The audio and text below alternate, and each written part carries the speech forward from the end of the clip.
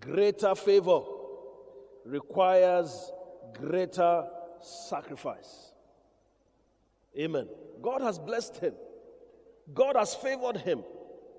And then God says, hey, I want you to stretch. Philippians 3, Paul says, I'm stretching forward. Take your son. He was specific. Isaac, whom you love. Take him to Moriah. He took the boy to the mountain.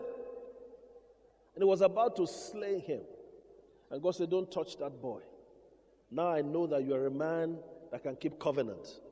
Is somebody hearing today?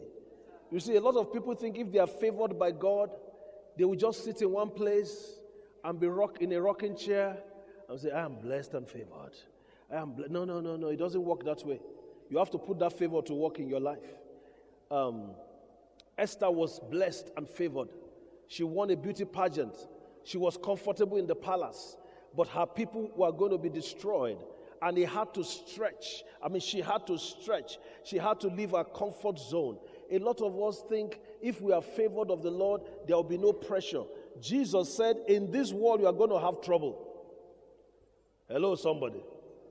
There will be economic pressure. Amen. If two people are talking today, if they say three things, tell me if I'm telling the truth or not. If they say three things, one of the three things will be price of food, or price of fuel, or price of transportation. Am I telling the truth, church? If I'm telling the truth, wave your hand.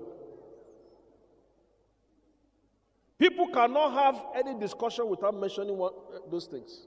Because it is a reality. We are not denying it. Where you are paying 150, you are now paying 450. But I thought you are favored by God. I was a pastor, but when I'm trying to enter transport, they still charge me, of course. You expect that. But there's something upon your life that is bigger than that transport money. Oh, my Lord, my God, my God, my God. What God required of Abraham was his son. It was nothing, it was not some food or something, it was his son. But God knew that there was enough favor and power.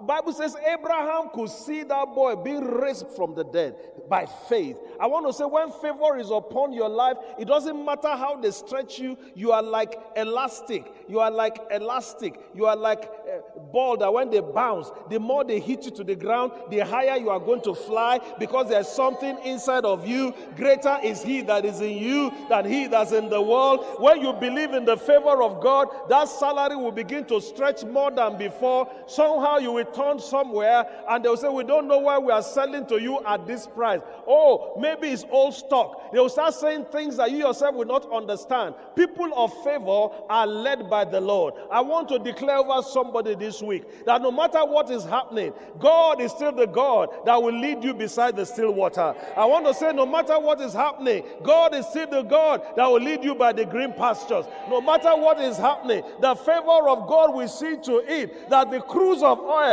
will not dry in your house.